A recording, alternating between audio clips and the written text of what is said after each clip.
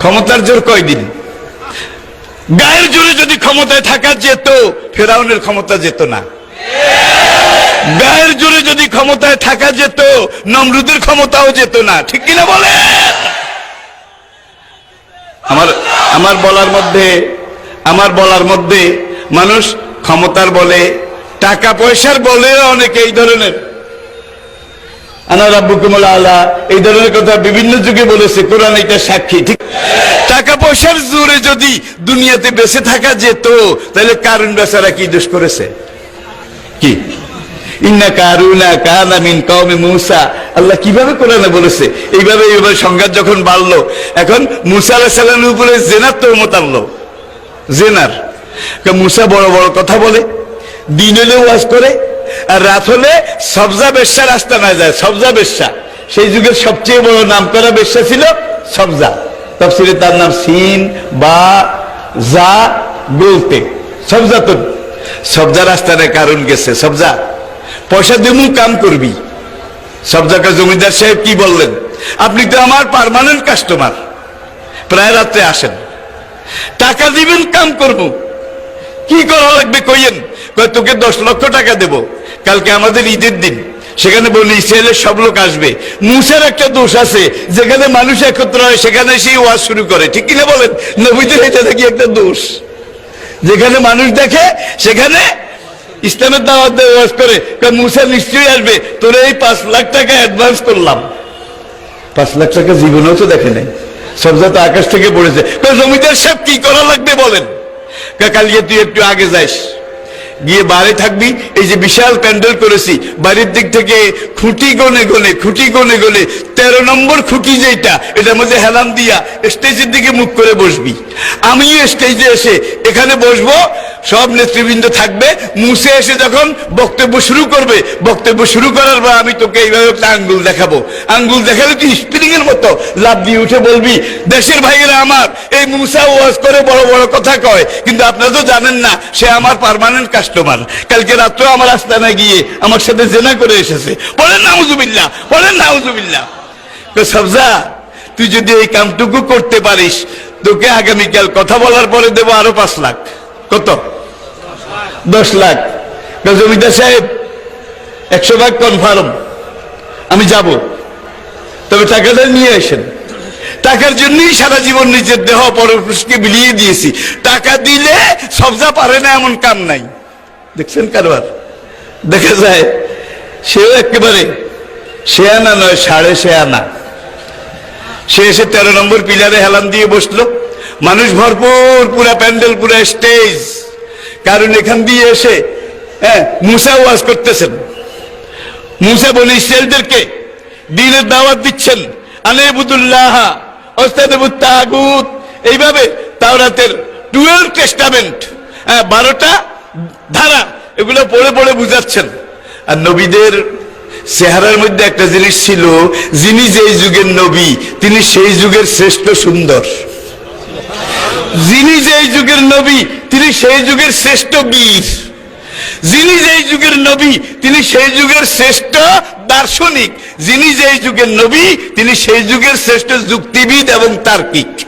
মুসা যখন যুক্তি দিয়ে দ্বীনের কথা বুঝায়, সব লোক হ্যাঁ হ্যাঁ বালা বালা আল্লাহে বালা। সবজা কয়েকটা কথা শোনার পরে মুসার দিকে কয়েকবার তাকালো, তাকায় বলে, এই চেহারা কোন 2 নম্বর লোকের চেহারা হতে পারে না। এই লোকটাকে তো এর আগে আমি দেখিও নাই। আর এই মুসা এত সুন্দর যুক্তিপূর্ণ কথা বলে, তার প্রত্যেকটা কথা যেন মুক্তার মালার মতো সুতোর মধ্যে গাঁথা। এমন ভাবে সে কথা বলতেছে, প্রত্যেকটা কথার মধ্যে, অর্থাৎ ইন্না মিনাল বায়ানে লা সেহরা। আল্লাহু আকবার। মুসার এই নিরেট সত্য কথা সবজার কলমের মধ্যে আল্লাহ জাদুর আসর করে দিয়েছে।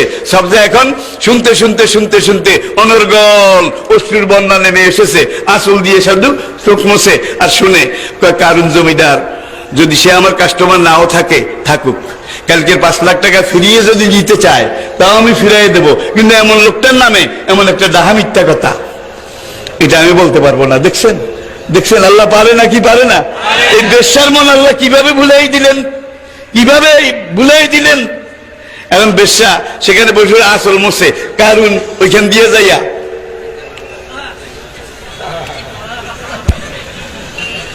সবজা নেড়ে চেড়ে বসে, আঁচল দিয়ে চোখ মোছে। কারণ চিন্তা করলো 5 লাখ টাকা যে অ্যাডভান্স করেছি, কাম যদি না হয় এটা তো কাউকে বলাও যাবে না, কওয়াও যাবে না। কারণ এটা হলো বাতিনি লাইন, আন্ডারগ্রাউন্ড লাইন।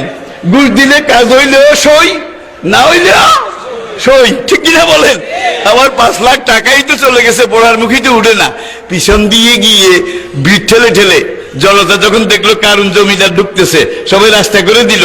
সবজার পিছনে বসে, সবজা উঠ, এই মুসার বক্তব্য শেষ হয়ে যাবে, উঠ, তোকে কি বলছি, দাঁড়ায় কথাটা বলে দে, এই দেখ তোর 5 লাখ টাকা নিয়ে আসছি।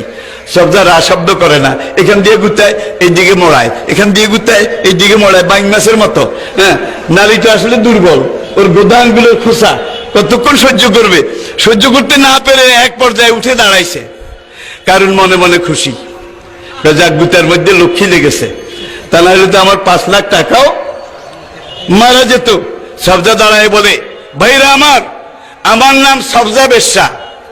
কেউ কাস্টমার হিসেবে আমাকে চিনেন, আর কেউ নামে চিনেন। কারণ সে কিন্তু আমার পার্মানেন্ট কাস্টমার। প্রত্যেক রাত্রে আমার আস্তানা যায়, কালকে রাত্রেও গেছে, গিয়ে আমারে 5 লাখ টাকা অ্যাডভান্স করেছে, আজকে আরো 5 লাখ টাকা দেবে। আমাকে শিখিয়ে দিয়েছে মুসার বিরুদ্ধে আমি এই কথা বলবো যে মুসা প্রত্যেক রাত্রে আমার সাথে জেনা করে। আল্লাহর কসম, মুসাকে এর আগে কোনোদিন আমি দেখিনি। মুসা কি এর আগে আমি জানিনি, বরং কারণ এইভাবে আমি আপনাদেরকে সাক্ষী রেখে কারণের 5 লাখ টাকা তাকে দিয়ে দিলাম। আর আমি পড়ে নিলাম, লা ইলাহা ইল্লাল্লাহু মুসা কালিমুল্লাহ, আল্লাহু আকবার, আল্লাহু আকবার। সবচেয়ে রাগী নবী, মেজাজি নবী, ঠিক কিনা বলেন? নবীদের মধ্যে সবচেয়ে বেশি রাগ ছিল কার? মুসা আলাইহিস সালামের। নিজকে সামলাইতে পারলেন না, বলেন ইয়ার তো খুশি হে, জমিন ওকে ধরো। ধরো বলার সঙ্গে সঙ্গে কোমর পর্যন্ত ডেবে গেছে। কারণ কা মুসা কত জাদু দেখাইলা, আজকে আমারে দিয়ে শেষ জাদু দেখাও, রংবাজির আর জায়গা পাও না। হ্যাঁ, এই মাটিতে কোমর পর্যন্ত গেছে, কি হয়েছে? আমার কি লোক লস্কর টাকা পয়সার অভাব আছে? দরকারে দিঘি খুঁড়ে আমাকে উদ্ধার করবে। মুসা দ্বিতীয়বার বলেন, ইয়ার তো খুশি হে, জমিন ওকে ধরো। এইবারে দূর গেছে, একটু ডরাইছে, একটু ডরাইছে। কে কে কোথায় আসো? মজুর কুলি খাদেম পাইপ পেয়াদা সবাই শাবল নিয়ে আসো, কুড়াল নিয়ে আসো। শাবল কুড়াল নিয়ে কারণের লোকজন ধরাম ধরাম করে মারে, কিন্তু কুড়াল ভেঙে যায়, শাবল ভেঙে যায়, খন্তা ভেঙে যায়, পুরা মাটিকে আল্লাহ কঠিন পাথর বানাই দিছে। কোনো কিছু দিয়ে এটাকে খোলা যায় না, উদ্ধারও করা যায় না। কোরআন বলছে, ফাখাসাফনা বিহি ওয়াবিদারিহিল আরদা, কারণকে তার ধন সম্পদ সহ আমি এইভাবে জমিনের নিচে দাফন করে দিয়েছি। 3 বার বলেছে ইয়াদ খুঁজিয়ে, 3 বারে পুরাটা। তাফসীরে লেখে কিয়ামত পর্যন্ত প্রতিদিন সে তার হাতের 3.5 হাত করে নিচের দিকে যাচ্ছে। এই এত শত বছরে কত মাইল গেছে আল্লাহ তাআলা জানে। কিয়ামত পর্যন্ত এইভাবে 3.5 হাত করে যেতে থাকবে, ঠিক কিনা বলেন? আমার কথা না, কোরআনের কথা।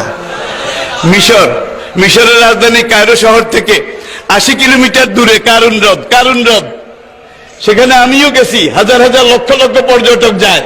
কারণ যেখানে ওই পাইলিং করতেছে, এই কাজে 10 ফেরেশতা, এই কাজে 10 ফেরেশতা, হেইয়া হেইয়া হেইয়া, এক হেইয়ার সাথে এক পটকা ওঠে, পটকা ওঠে। পটকার মধ্যে কি গন্ধ, বিদঘুটি কিম্বুত কি জাহান্নামের গন্ধ। কিয়ামত পর্যন্ত কারুন হ্রদ এই ঘটনার সাক্ষী।